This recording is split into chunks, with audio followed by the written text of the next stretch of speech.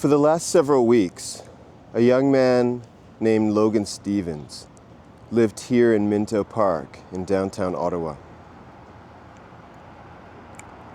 I got to know Logan a little bit after he had been assaulted in the park, and I talked to him and asked him how he was doing. I would check on him every time I saw him. And I was shocked the other day when I came to the park and saw this sign that had alerted the community to the fact that Logan had passed away.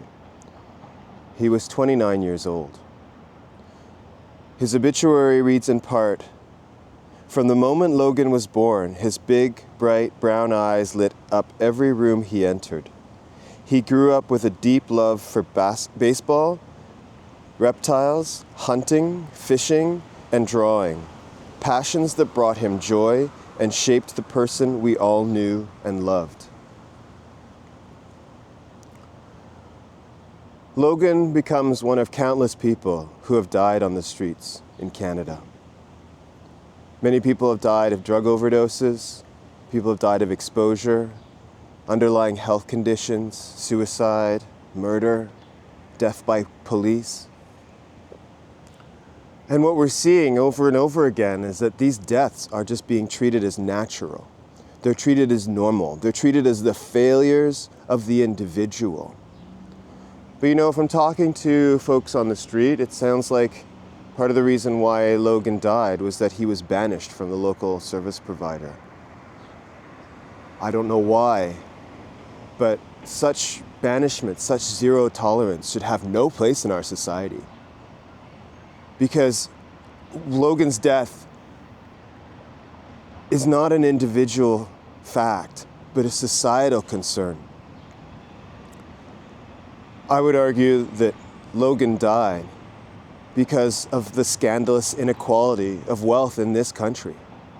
Because this country is overwhelmingly geared towards making a tiny fraction of the population vast amounts of wealth, while the rest of us struggle to survive.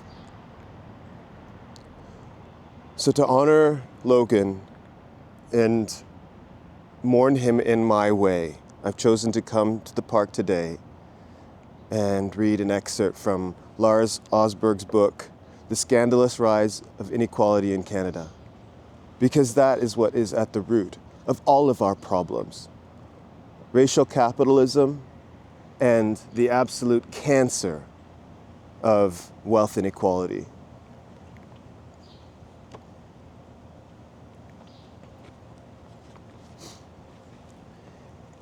Interest in economic inequality has dramatically increased since the 1980s, in my view, because the facts of economic inequality changed.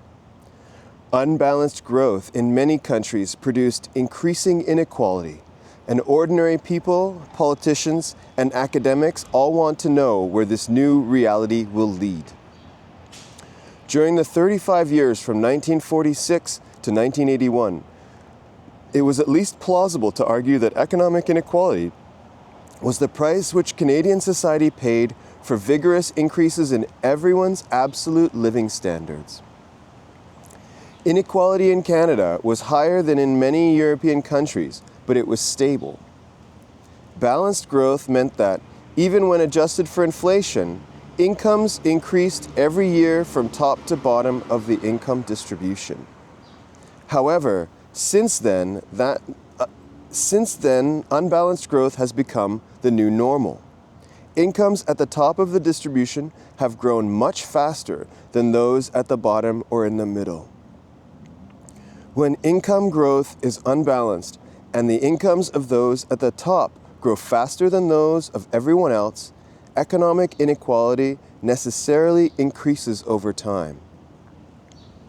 However, ongoing increases in inequality within a given society, if such trends can be expected to continue, raise fundamentally different issues from a one-time change in the level of inequality. It is one thing to say Canada is more unequal now than it was in 1981, but quite another to say Canada is more unequal now than it was in 1981, and Canadians can expect it to become even more unequal each year into the indefinite future. So what reality of economic inequality can Canadians expect for the next 40 years? If income growth for the middle classes continues to be much slower than income growth for the top 1%, income gaps will inevitably widen over time, with ever greater implications for political economy and economic well-being. But what could halt the trend to more inequality? And is it really as simple as that? In 2024, there were more than 40 million Canadians who differed in many ways. Inequality is just a single word, but there are many inequalities among individuals. A general definition of economic inequality is, quote, differences among people in their command over economic resources, unquote. But there are many different types of economic resources, both financial, like shares or bonds or pension entitlements, and real, like housing, land, cars, and consumer durables. In these and many other dimensions, Canadians differ in both what they have today and what they can expect for the future. To answer the seemingly simple question, has economic inequality increased or decreased in Canada, we have to somehow add up all these differences across all these people. In order to say with confidence that inequality now is greater than or less than it used to be, a single number has to be calculated to summarize all the many kinds of economic differences among all the many types of Canadians. However, boiling everything down to a single number can sometimes obscure important trends. The Gini index, for example, is the most popular single summary index number for measuring overall inequality in a population, but it is quite insensitive to changes in the income share of the very rich. The Gini index can remain completely unchanged even when the income share of the top 1% is as low as 1.8% or as high as 32.7%. depending on what changes simultaneously also occur among the incomes of the 99%.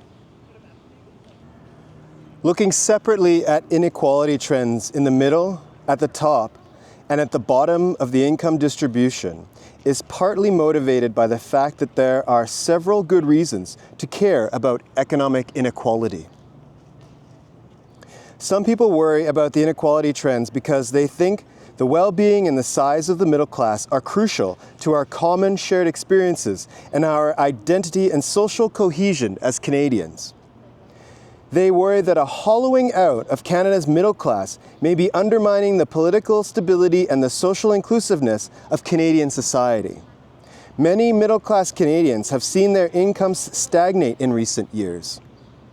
Worries about future technological change in robotics and artificial intelligence have deepened anxieties about middle-class jobs disappearing and what this might do to Canada's economic and social fabric. If too many people are hurt by economic change and feel their concerns have been ignored while they watch a fortunate few get vastly richer, what solutions will Canada's left behinds turn to? Will Canadians be immune to culture wars, authoritarian demagoguery, and minority scapegoating? I think the clear answer to that is no, and we're already seeing that. We're already seeing immigrants being scapegoated, trans people being scapegoated. It's disgusting. For many others, the main reason to care about economic inequality is the income share of Canada's most deprived citizens. Concern about the gap between poor and the middle class may be motivated by ethical or religious values. The Christian social gospel, for example, argues that thou shalt love thy neighbor as thyself. Human empathy and altruism may motivate concern for the well-being of the poor, but even very self-centered people may sometimes consider the possibility that they themselves could someday become poor. Most Canadians do not have the security that comes with big family money. If an accident or a serious illness meant they could no longer work, many would end up having no alternative but dependence on social assistance. Enlightened self-interest can imply that people who are currently in the middle class would prefer that poor people not be too deprived, because in an uncertain world, they too could someday become poor. And a final reason for concern about poverty is its social costs, clearly demonstrated in healthcare costs and in the social inefficiency of the unequal opportunities of the children of the disadvantaged. But whatever one's reason for emphasizing the well-being of Canada's most disadvantaged, a focus on poverty implies that this important issue in equality analysis is the gaps between the living standards of the poor and the middle class. For still other people, the most important issue is the income gap between the economic elite and ordinary Canadians. The income share of the top 1%, and even more, the top 1% of the top 1%, is the aspect of inequality that has changed the most in recent years. When incomes are growing more rapidly at the very top, the gaps between the middle class and the economic elite are, year after year, growing larger. A continuing shift to greater production of luxury goods requires ever more aspirational advertising to create the demand for such goods. Advertising which increases both sales among those who have the money to buy, and resentments and unhappiness among those who cannot remotely afford to buy but are increasingly often told about luxuries that they cannot have. The increasing concentration of wealth and income at the very top also heightens the importance of the inheritance of wealth and of unequal socioeconomic status. Trends to greater top income shares and of a greater concentration of economic power also lead to a greater concentration of political power, undermining democracy in Canada. At the same time, as social discontent rises, economic instabilities also increase because the macroeconomic imbalance of saving and lending produces recurrent financial crises. Talking about the top, middle, and bottom is already simplifying. The top 1% of Canadian incomes started at just under $350,000 in 2021. But there is a huge range, from heart surgeons and corporate lawyers to superstar CEOs and billionaires. In 2022, for example, J. Patrick Doyle, CEO of Restaurant Brands International Inc., was paid $152 million, far above the $350,000 starting point of the top 1%, but also a long, long way below the $1.8 billion annual income of the Thompson family from 2021 to 2023. There are also big differences in the middle. Over 90% of Canadian taxpayers declared total incomes under $120,000 in 2021. The middle 80% of Canadian households includes a huge range of occupations: factory managers, engineers, accountants, university professors, carpenters, teachers, nurses, sales clerks, and truck drivers, with widely varying levels of economic security and prospects for advancement. There are also big differences among the 20% of households with the lowest incomes, which includes some people who are long-term poor, such as families dependent on provincial disability benefits and the minimum wage working poor. However, in any given year, the low-income population also includes many people who have hit a patch of recent bad luck, like a divorce, a major illness, a long layoff, or some combination of the above, and who hope soon to be back in the middle class. In Canada, the top, middle, and bottom differ hugely from each other. But there is also a wide range of experiences within each of these broad segments of Canadian society.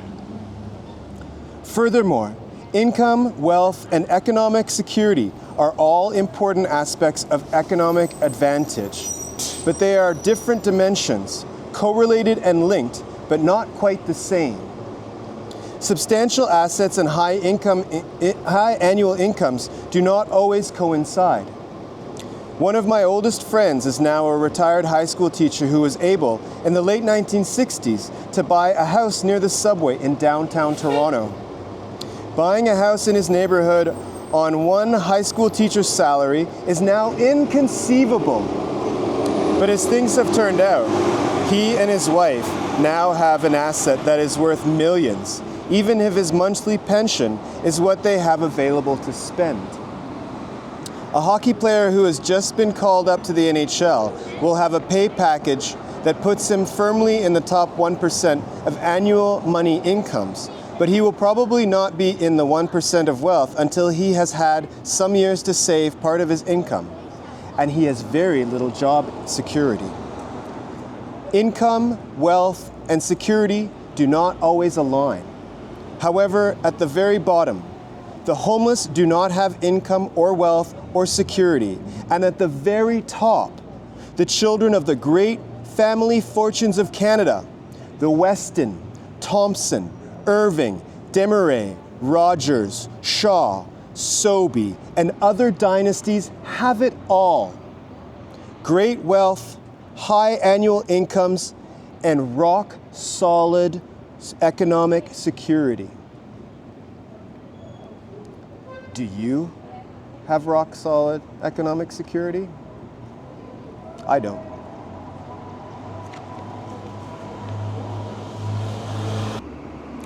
I'm sitting in the spot where an Indigenous unhoused man named Roger died on January 6th of 2025.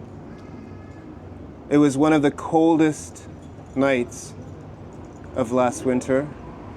And Roger, unfortunately, was not even the only person to freeze to death on the streets in winter of 2024-25. There was a Congolese woman who froze to death on the streets. And there are undoubtedly many more that I don't know, whose names I don't know, but who are dying on the streets of this so-called greatest country on earth.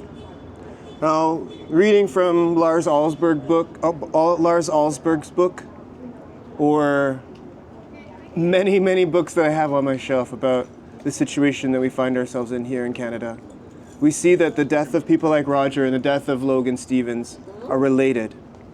These people didn't die because of the failures of their personalities, or their failures to have houses, or for their failures to stay clean.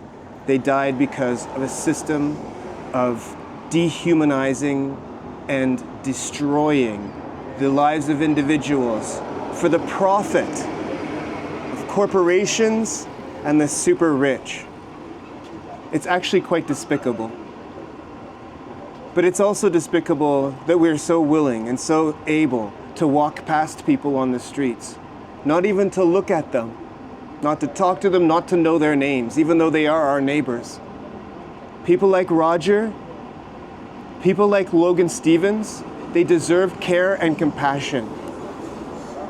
And if we don't find that care and compassion, if we don't figure out how to build a society that cherishes people and takes care of the needs of people rather than the needs of the system, the needs of the rich, the needs of the status quo,